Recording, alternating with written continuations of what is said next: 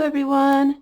Let's talk about glue book fodder that we can find in the kitchen or other places in forms of labels or packaging of any kind. We come across all kinds of things when we buy things. We come across all kinds of things that we can actually glue into a glue book and don't really think about it. So here I am trying to give you some more ideas on where to find images for glue books. This is a butter that I buy at Walmart. Obviously, I shop at Walmart a lot. And it's got cows and a barn on the packaging. I keep these all the time. I think they're cute. Packaging usually comes on some kind of cardstock, so it's really easy when you find something to just rip it off so you have what you want. Don't necessarily like all those words there, so I'll rip that off. And then to make it easier to glue to something, I take off the waxed paper that usually is on there. There's layers of cardboard and such, and so there's a little bit that I can glue on something. And I usually save all of them. There's 4 or 3 of them on. And I put them in so many things. And I just rip them off, throw them in my basket, and deal with them later, usually, so that they're smaller bits to put in my little jar basket that I'm saving. And then when I get a full basket, I'll go through and make everything glue ready. I'll take the backs off and I'll rip off parts that I don't like and make it ready so that when I go to glue in my glue books, it's ready to go. I don't have to stop and tear and fussy tear it and whatever.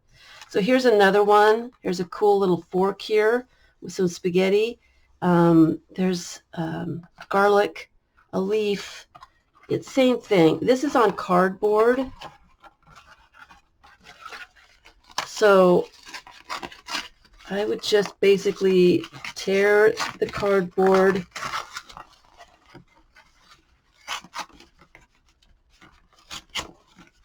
tear the image off, and then take the layers of cardboard off to make it easier to glue. I don't like things that I'm gluing to be especially thick, so it's really easy to take that painted bit off the cardboard.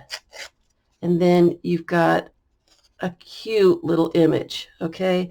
So take a look at packaging that you have. This has been borrowed from someone. They bought a pie plate, cute little pie plate. And if you notice, it's Life is Sweet, and it's all along this thing. It was wrapped around the pie plate, so the whole thing is cool. Now I can't rip this apart because it's not mine, but there's so much here that you could use for glue books. So this is the box from a puzzle. I bought the puzzle just for the pieces. And so I use the pieces to glue into glue books. I take the cardboard off of them so that I'm just gluing the thin little bit of painted paper. But this was on the box, and I thought that was pretty cool. So I ripped the box apart and got all the little images off the box that I could. Here's one that was given to me. Somebody bought a toy wand, and it's the box that it came in. So again, it would be really easy just to rip the cardboard off of this and have this wand to glue on. Here is a flower bag. King Arthur flower. It's actually good paper. I wouldn't be able to separate that, but it's thin enough to be able to glue. That's a great image. The top of a Pringles can. He is so cute. Again, this one's borrowed. I'm going to have to go get some Pringles because now I want one. I want one.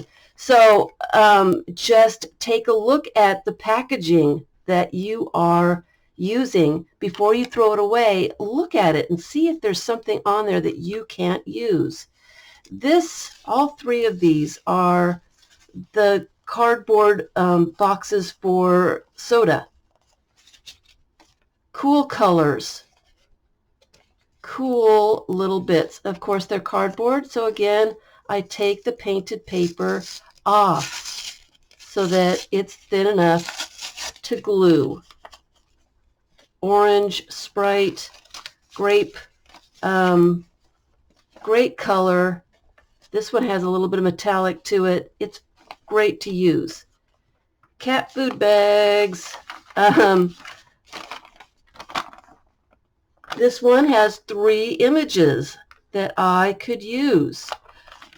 It's on paper, really easy to glue. This one came out of some toys.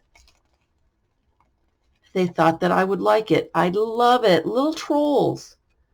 It's just the toy, the little paper that comes with the toys that tells you how many different types there are, so that it makes you go and buy all of them, or makes the kids want all of them. I would consider that part of packaging. Take a look at all those little things. They're really cute.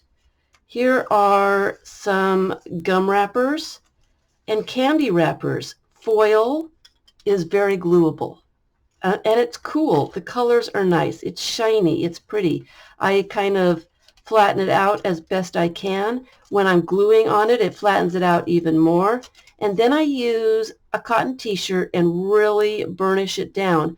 I have foil that's been glued down for years, and it does not come up. Make sure that you get all the glue on the edges and corners and that you burnish it down real well. I've never had any problem with foil type papers coming up.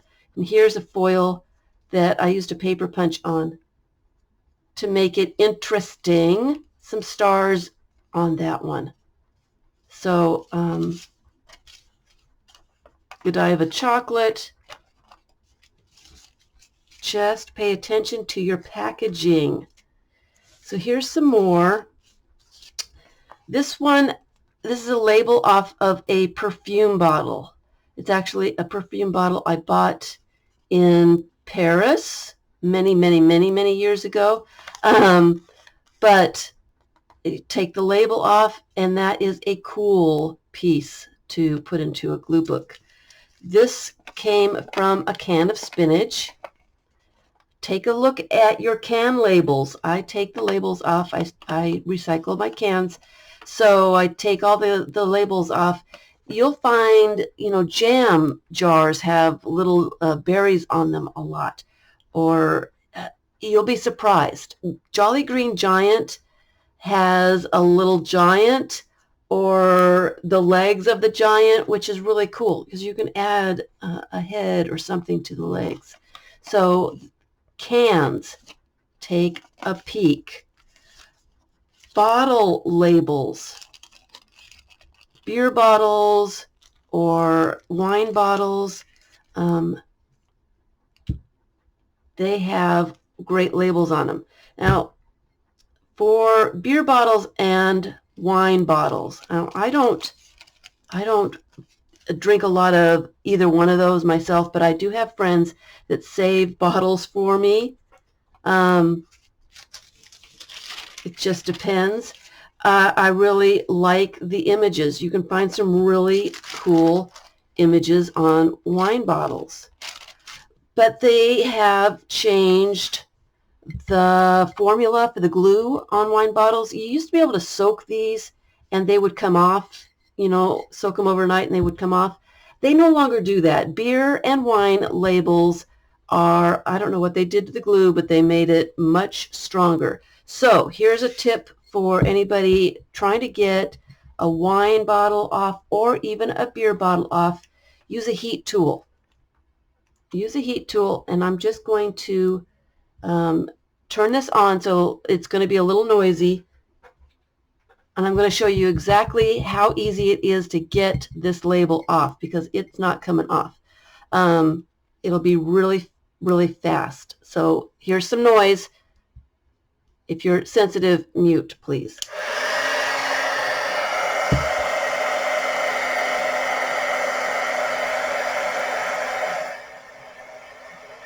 I just loosen that glue up just a little bit with a little bit of heat.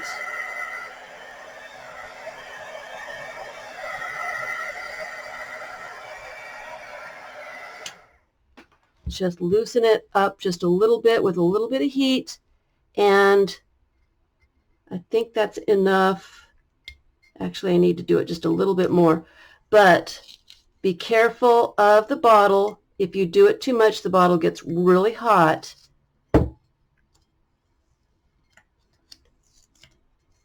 And I didn't do it enough, but you loosen that glue up with heat and that label will come right off in one piece, and then you can do whatever you want to with it.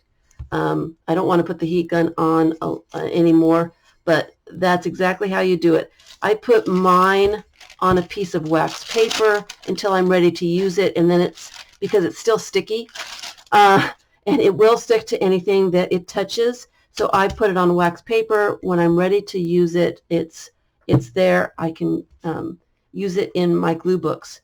And then I also use the 6-packs of beer. Sometimes come with a cool image on them. These two are from 6-packs. And this one is from a wine box. I don't remember what the brand is, but there's some cool little trees on this one. I think it's 4 Seasons or something. I don't know.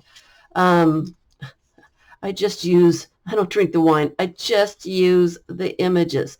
So again, they're on cardboard. I just peel off the painted paper image so that I can use it. It's thin enough to glue. And it works. So pay attention to, things that you're buying.